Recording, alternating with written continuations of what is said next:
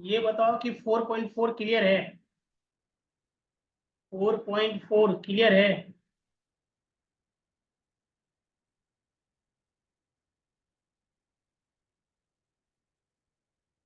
चलो ठीक है।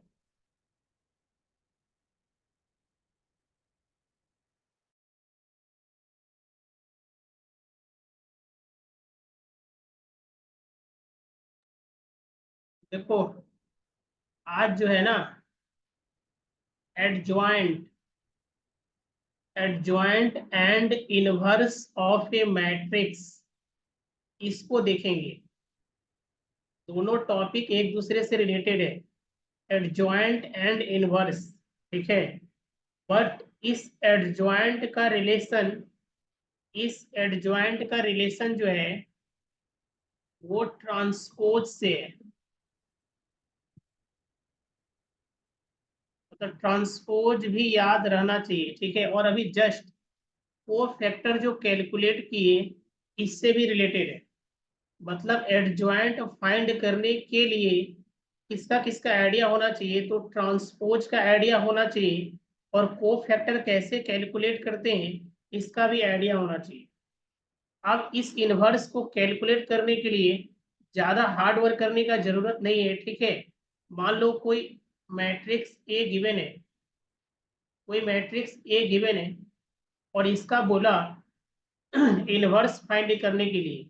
तो A inverse is equal to क्या करना है, determinant of A into adjoint A. तो डिटर्मिनांट कैसे कैलकुलेट करना है ये ऑलरेडी प्रीवियस क्लास में देख चुके हैं। और एडजॉइंट कैसे कैलकुलेट करना है इसको अभी जस्ट देखेंगे। तो ये चीजें समझ में आ रहा है कि इसका नीड होने वाला है। ये क्लियर है ना, कि इस एडजॉइंट को कैलकुलेट करने के लिए ट्रांसपोज का भी नॉलेज होना चाहिए, और इनवर्स ये को फैक्टर का भी नॉलेज होना चाहिए। ठीक है। और इस इनवर्स को कैलकुलेट करने के लिए ये वाला फॉर्मूला लगा देंगे, determinant of A into adjoint A. मतलब इनवर्स को कैलकुलेट करने के लिए डिटर्मिनांट कैसे कैलकुलेट करते हैं इसका भी आइडिया होना चाहिए, और एडजॉइंट कैसे कैलकुलेट करते हैं इसका आइडिया होना चाहिए। बताओ, क्लियर है? कॉन्सेप्ट क्लियर है? कहना क्या चाह रहे हैं?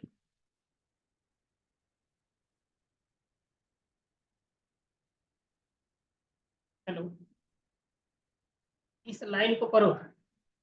To find inverse of a matrix, that is A inverse, we shall first define adjoint of a matrix। बात को समझो। मतलब इनवर्स फाइंड करने के लिए एडजॉइंट का आइडिया होना चाहिए। इनवर्स फाइंड करने के लिए एडजॉइंट का आइडिया होना चाहिए। ठीक है। अब देखो एडजॉइंट कैसे कैलकुलेट करते हैं, इसको ध्यान से देखो।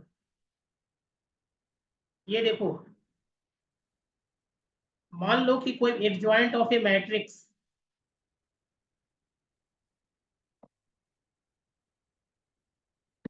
कोई मैट्रिक्स ए है। यहाँ देखो एक मैट्रिक्स ए लिया गया है। The adjoint of A square matrix is defined as the transpose of the matrix।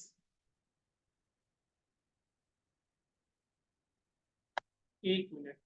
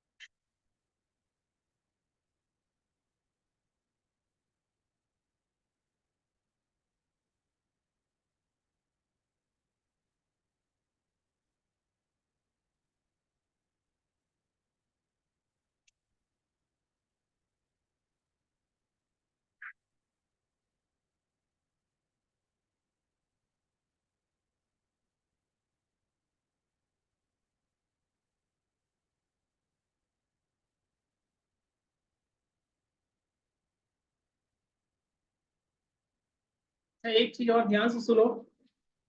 तो जिस ये adjoint adjoint of a matrix, ठीक है, जब हम लोग इनवर्स फाइंड करेंगे तो इनवर्स के फॉर्मूला में क्या आया था, determinant of A into adjoint A, ठीक है। तो एडजॉइंट तो स्क्वायर मैट्रिक्स हो या रेक्टेंगुलर मैट्रिक्स हो, दोनों का ही कैलकुलेट कर सकते हैं, बट इनवर्स के लिए एक कंडीशन है, क्योंकि यहाँ डिटर्मिनेंट कैलकुलेट करना है और डिटर्मिनेंट हम लोग केवल स्क्वायर मैट्रिक्स का ही कैलकुलेट किए थे,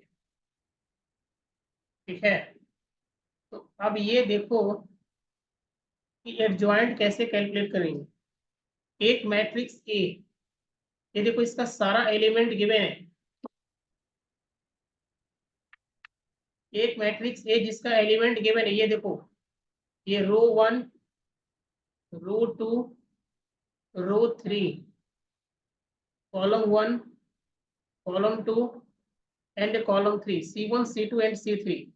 ये देखो इसका फर्स्ट एलिमेंट A11 A12 और A13, ये सारा एलिमेंट प्रेजेंट है, ठीक है।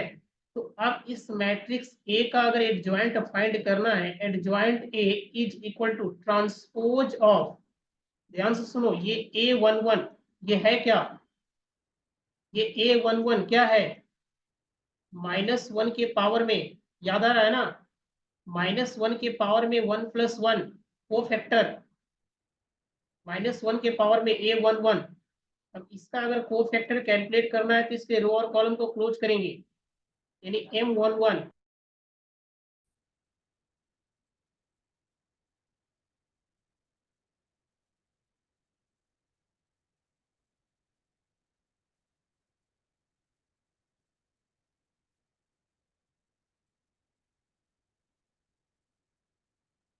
स्क्रीन दिख रहा है क्या, थोड़ा नेटवर्क का इशू है, ये बताओ, स्क्रीन दिख रहा है क्या।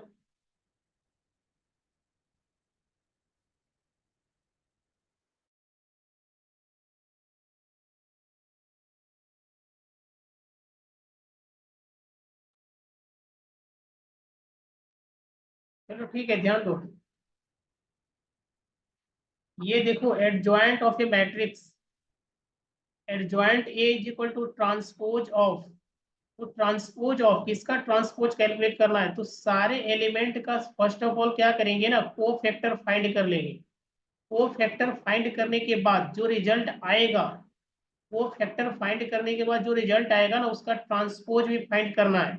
और ट्रांसपोज के केस में क्या होता है, फर्स्ट रो फर्स्ट कॉलम बन जाएगा। ये जो देखो फर्स्ट रो दिख रहा है, ये फर्स्ट कॉलम बन चुका है, ये A13 यहाँ पे दिख रहा है, A13, ये A12 यहाँ पे दिख रहा है, ये देखो ये फर्स्ट रो है और ये फर्स्ट कॉलम बन चुका है, ये सेकेंड रो और ये सेकेंड कॉलम बन चुका है, ये थर्ड रो और ये थर्ड कॉलम बन चुका है। तो ट्रांसपोज के केस में यही होता है ना, रो कॉलम में और कॉलम रो में कन्वर्ट हो जाता है। इतना याद है। ये बताओ ट्रांसपोज का कॉन्सेप्ट याद है ना। अभी यहाँ को फैक्टर का कॉन्सेप्ट भी यूज होगा। तो फर्स्ट ऑफ ऑल यहाँ का को फैक्टर फाइंड करेंगे, तो को फैक्टर कैसे फाइंड करते थे, A11 अगर कैलकुलेट करना होगा तो A11 के लिए क्या करेंगे, -1 के पावर में 1+1, इसके रो और कॉलम को क्लोज करेंगे। यहाँ लिख सकते थे M11, अल्टीमेटली M11 को किससे रिप्लेस करना होगा, तो ये चारों एलिमेंट यहाँ पे दिखेगा, A22 A23। बताओ याद आ रहा है।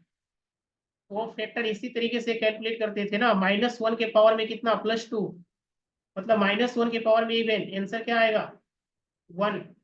इसको क्रॉस मल्टीप्लाई करेंगे तो A22 इंटू कितना, A33 minus A1 A22 A33 minus A23 into A32, हाँ या ना। ये बताओ क्लियर है। ये को फैक्टर का कॉन्सेप्ट क्लियर है ना। अभी जस्ट हम लोग सॉल्व करते हुए आएंगे को फैक्टर कैसे कैलकुलेट करते हैं, डायरेक्ट एग्जाम्पल की तरफ बढ़ेंगे। ये बताओ क्लियर है। चलो ठीक है, अगर ये कॉन्सेप्ट क्लियर है तो इसका इस एग्जाम्पल को ध्यान से देखो। अभी जो जस्ट नीचे एक एग्जाम्पल दिख रहा है, इसको ध्यान से देखो। Find adjoint find adjoint of A, ये एक मैट्रिक्स गिवन है ए, एक मैट्रिक्स ए गिवन है जिसका एलिमेंट क्या क्या है, तो 2 1 3 4, ये मैट्रिक्स ए गिवन है, ठीक है। इसका एलिमेंट क्या क्या गिवन है, तो 2 3 1 4। अब ये बताओ वो फैक्टर कैलकुलेट करना है सारे एलिमेंट का, तो A11 first row and first column, A11 का वैल्यू क्या होगा ये बताओ। A11 का वैल्यू क्या होगा, ऑलरेडी हम लोग को फैक्टर कैलकुलेट कर चुके हैं। इसके रो और कॉलम को क्लोज करेंगे तो केवल 4 बचेगा, का मतलब -1 के पावर में 2 यानी स्क्वायर, यानी -1 के पावर में स्क्वायर, प्लस में आंसर आएगा 1 इंटू 4 का मतलब 4। क्लियर है, बोलो ये कॉन्सेप्ट क्लियर है ना। A11 कैसे कैलकुलेट किया गया, चलो ठीक है। अब ये बताओ कि जब A11 आ चुका है तो A12 का वैल्यू कितना आएगा, फर्स्ट रो सेकेंड कॉलम, यानी -1 के पावर में फर्स्ट रो सेकेंड कॉलम,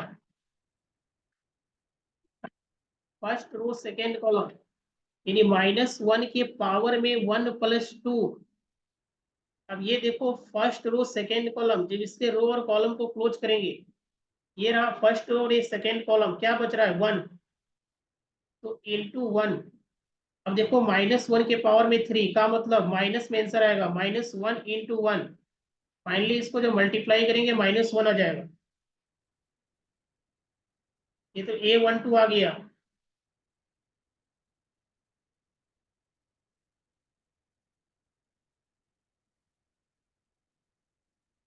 अब बताओ ये सेकेंड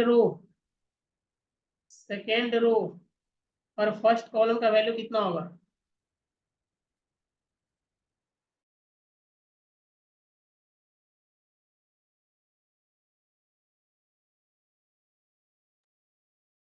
-1 के पावर में 2 + 1। इसके रो और कॉलम को क्लोज करो, ये सेकेंड रो फर्स्ट कॉलम, ये रहा सेकेंड रो और ये फर्स्ट कॉलम, यानी 3,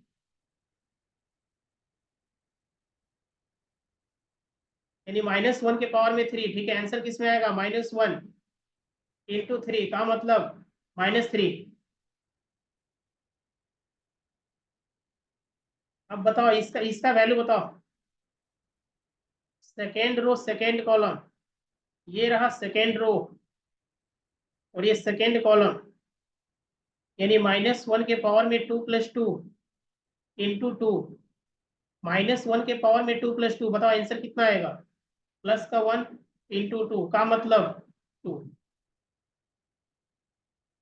अब देखो ये सारा एलिमेंट आ चुका है, इसका एडजॉइंट फाइंड करना है, ठीक है।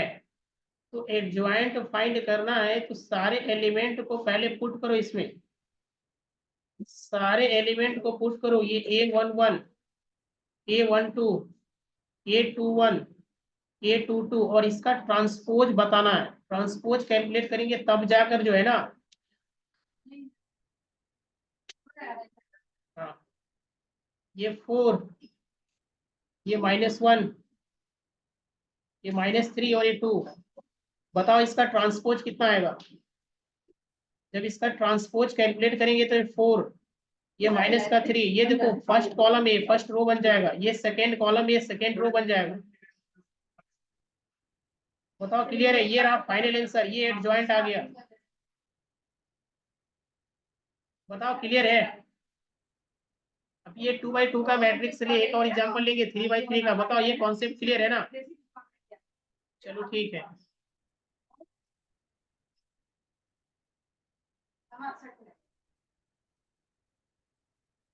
ये देखो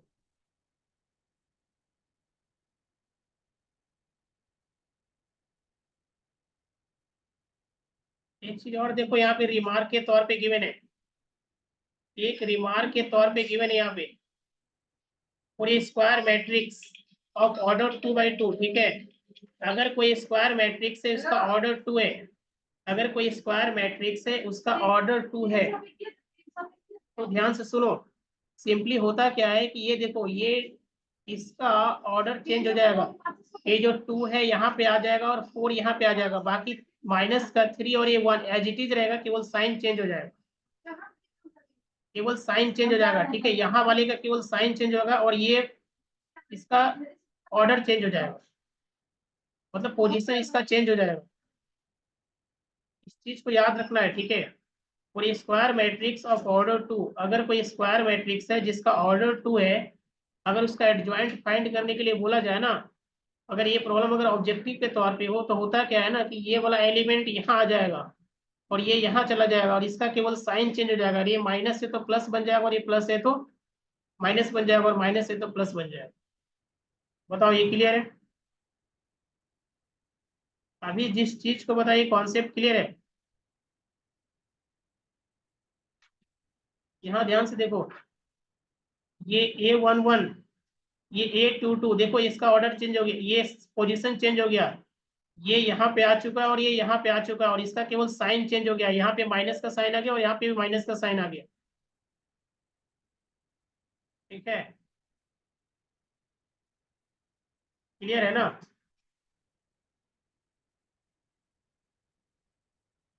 अब देखो यहाँ पे एक थ्योरम गिवन है, if A be any given square matrix of order n, then A into adjoint A, उस मैट्रिक्स को उसके एडजॉइंट से मल्टीप्लाई करेंगे, या एडजॉइंट को उस मैट्रिक्स से मल्टीप्लाई करेंगे, या उसका हम लोग डिटर्मिनेंट कैलकुलेट करेंगे और उसको आइडेंटिटी मैट्रिक्स से अगर मल्टीप्लाई करते हैं तो रिजल्ट सेम आएगा।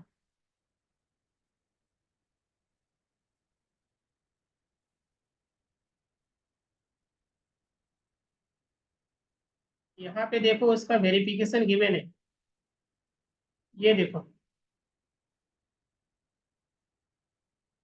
ये एक मैट्रिक्स है, ये इसका एडजॉइंट हो गया, इस लाइन को पढ़ो,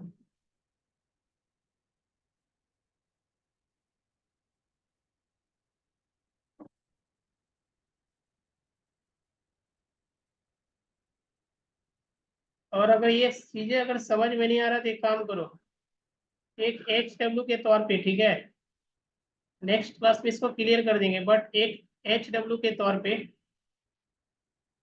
अभी जिस प्रॉब्लम को सॉल्व किए है ना, अभी जिस प्रॉब्लम को सॉल्व किए 2 by 2 को, करना क्या है कि इसका एडजॉइंट फाइंड करेंगे। ठीक है, फिर दोनों को आपस में मल्टीप्लाई करेंगे और जो एडजॉइंट आया होगा फिर उस एडजॉइंट को इस फॉर्मेट में मल्टीप्लाई करेंगे। ठीक है, और उसका डिटर्मिनेंट कैलकुलेट करके उसको आइडेंटिटी मैट्रिक्स के साथ मल्टीप्लाई करेंगे, और मल्टीप्लाई करने के बाद देखो क्या ये सारा का सारा वैल्यू सेम आ रहा है, ये HW रहा।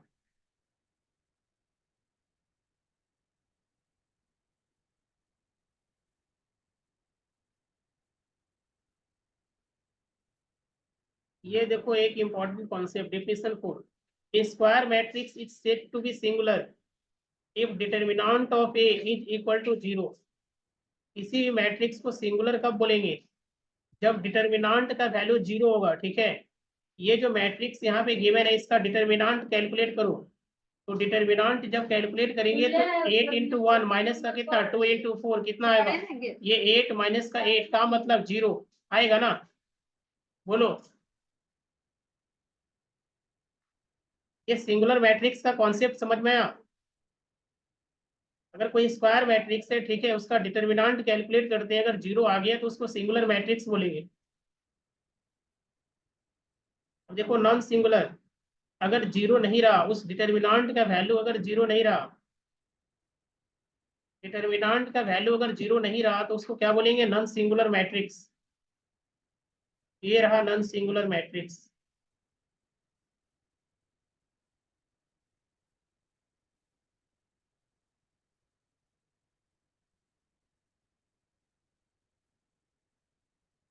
चलो एक काम और करना है, ठीक है, HW के तौर पे एक काम और करना है, इस स्टार्टिंग में जिस मैट्रिक्स का एडजॉइंट फाइंड किए थे, जिस मैट्रिक्स का एडजॉइंट फाइंड किए थे ना, उसका डिटर्मिनेंट कैलकुलेट करो। जिस मैट्रिक्स का एडजॉइंट फाइंड किया गया है उसका डिटर्मिनेंट कैलकुलेट करो, और फिर क्या करना है ना, उसका डिटर्मिनेंट कैलकुलेट करने के बाद उस मैट्रिक्स को उसके साथ ही मल्टीप्लाई करो और देखो दोनों आपस में सेम डिटर्मिनेंट कैल भूल जाइएगा। डिटर्मिनेंट कैल देखो ध्यान से सुनो, उस मैट्रिक्स का क्या करना है ना, डिटर्मिनेंट फाइंड करना है, ठीक है। जिसका एडजॉइंट है उसका डिटर्मिनेंट फाइंड करना है, और फिर क्या करना है ना, वो जो मैट्रिक्स होगा उसका डिटर्मिनेंट फाइंड करो और उसका स्क्वायर करो। मान लो कि एडजॉइंट का जो एडजॉइंट ऑफ ए, मतलब एडजॉइंट ए का जो डिटर्मिनेंट है वो 25 आया है, ठीक है, और इसका वैल्यू 5 आया है, तो 5 का स्क्वायर करेंगे तो कितना होगा, 25 होगा। ये दोनों आपस में सेम होगा, तो इसको करके देखना है। स्टार्टिंग में जिस प्रॉब्लम का एक मैट्रिक्स ए गिवन था, इसका एडजॉइंट फाइंड करो, ये एच डब्ल्यू रहा, ठीक है। उस मैट्रिक उस जिसका एडजॉइंट फाइंड किया है ना उसका डिटर्मिनेंट फाइंड करना है, और फिर जो मैट्रिक्स ए गिवन था उसका भी डिटर्मिनेंट फाइंड करना है, और उसका स्क्वायर करने के बाद देखना है क्या दोनों का वैल्यू सेम आ रहा है। क्योंकि बहुत ही इंपॉर्टेंट कॉन्सेप्ट है in general, if A is a square matrix of order N, then adjoint A का magnitude is equal to, then adjoint A का determinant is equal to determinant of A to the power n-1, ठीक है। इसको याद रखना है, n क्या होता है, ऑर्डर होता है, ऑर्डर ऑफ ए मैट्रिक्स,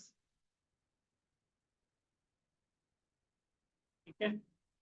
बताओ इतना क्लियर है, मतलब क्या क्या करना है ये क्लियर है ना। अरे एच डब्ल्यू क्या क्या रहा है, क्लियर है ना, ये बोलो। हाँ ये करके देखना है, बाकी कल डिस्कस कर देंगे, टेंशन मत लो। अब देखो यहाँ पे इनवर्स का कॉन्सेप्ट आया, इनवर्स का कॉन्सेप्ट आया है, इनवर्स का कॉन्सेप्ट आया है। देखो इनवर्स का कॉन्सेप्ट, क्या क्या कंडीशन है। If A is a square matrix, पहला कंडीशन तो यही निकला, is if A is a square matrix, A is invertible if and only if A is non singular matrix. क्योंकि फॉर्मूला इसका देखो, ए इनवर्स का जो फॉर्मूला है वो 1 by determinant of A into adjoint ए। अब बताओ ये नॉन सिंगुलर वाला वर्ड क्यों आया, क्योंकि नॉन सिंगुलर के केस में डिटर्मिनेंट का वैल्यू, डिटर्मिनेंट ऑफ का वैल्यू जीरो नहीं होना चाहिए। क्योंकि अगर यहाँ पे जीरो हो गया, मान लो अगर सिंगुलर का केस आ गया तो ये नॉट डिफाइन हो जाएगा, अगर ये जीरो हो गया तो क्या होगा, नॉट डिफाइन हो जाएगा। इसीलिए एक कंडीशन तो ये आया कि स्क्वायर मैट्रिक्स होगा, सेकेंड कंडीशन क्या आया, नॉन सिंगुलर होगा, और ये रहा इनवर्स का फॉर्मूला, ये रहा A inverse is equal to 1 by adjoint of 1 by determinant of A into adjoint A. यहाँ देखो एक प्रॉब्लम गिवन है, ठीक है, वेरीफाई करना है, A into adjoint A is equal to,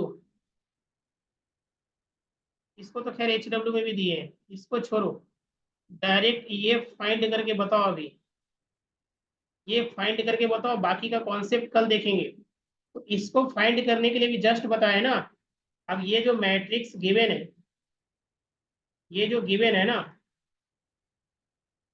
इसको फाइंड करने का मतलब ये हुआ ए इनवर्स को एडजॉइंट फाइंड करना होगा।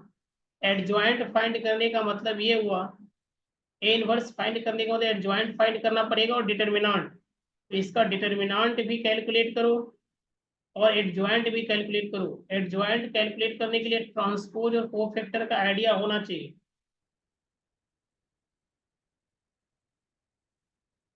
चलो बताओ, इसका आंसर क्या होगा।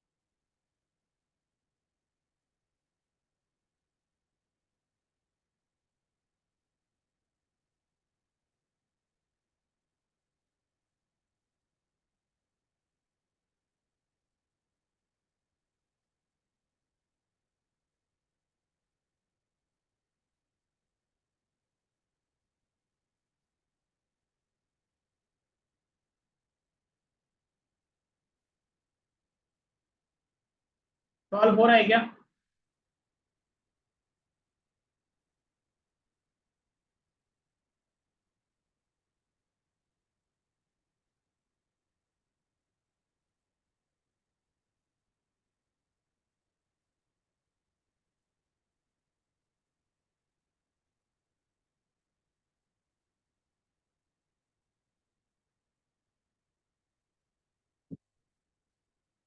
चलो ठीक है।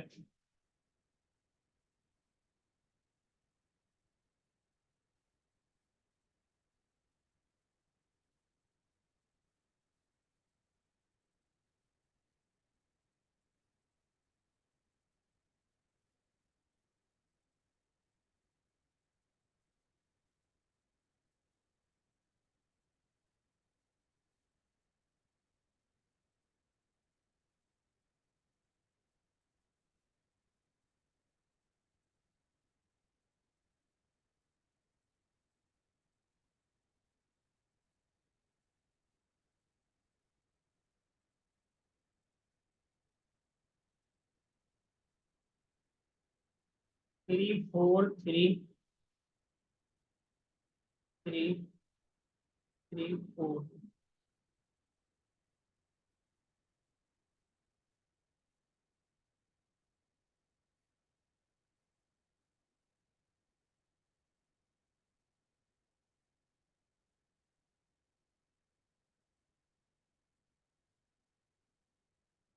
एडजॉइंट फाइंड करना है, ठीक है।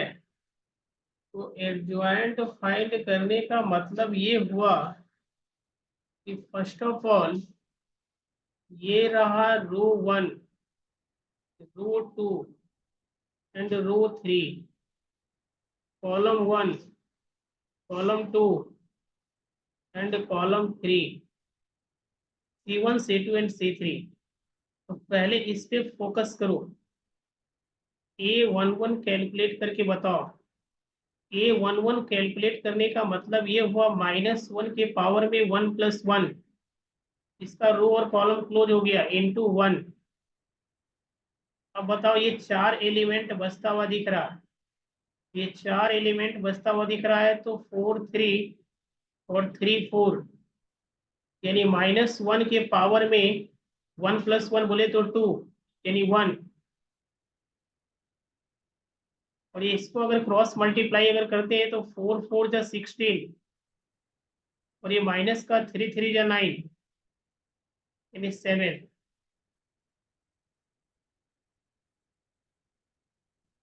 चलो अब जो है इसको इसको इस पे फोकस करो, क्योंकि सारे एलिमेंट को ही फाइंड करना होगा, ये तो श्योर है। इस पे फोकस करो, ये second row, first row second column, first row second column, यानी फर्स्ट रो सेकेंड कॉलम का मतलब -1 के पावर में 1+2 इंटू 3। इसके रो और कॉलम को क्लोज किया जाए तो ये एलिमेंट बचता हुआ दिख रहा है 1 1 3 4।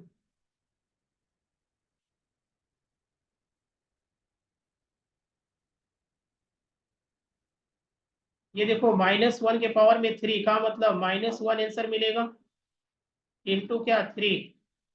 अब बताओ इसको अगर क्रॉस मल्टीप्लाई करते हैं तो 4 × 1, 4 माइनस का 3, 1 × 1 3, और यहाँ से ये -3 मिलेगा, तो -3 × 1 का मतलब -3।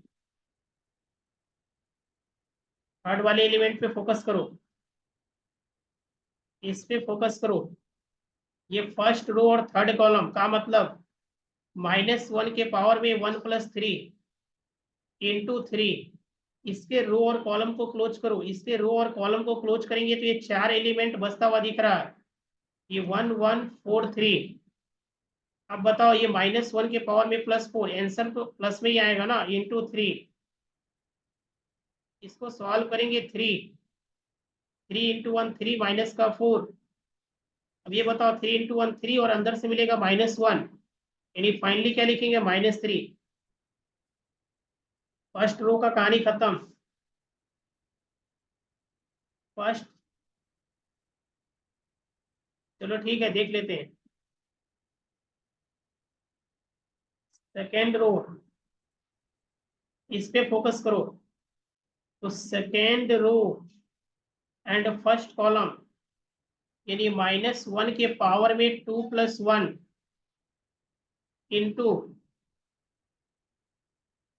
-1 के पावर में 2+1 इंटू 1, इसके रो और कॉलम को क्लोज करो।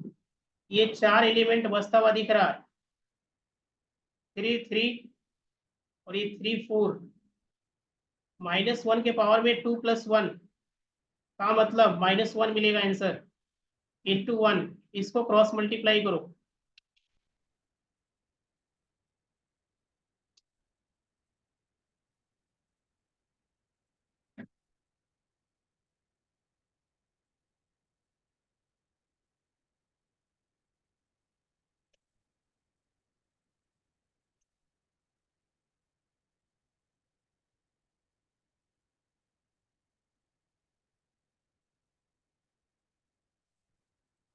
नेटवर्क का दिक्कत है।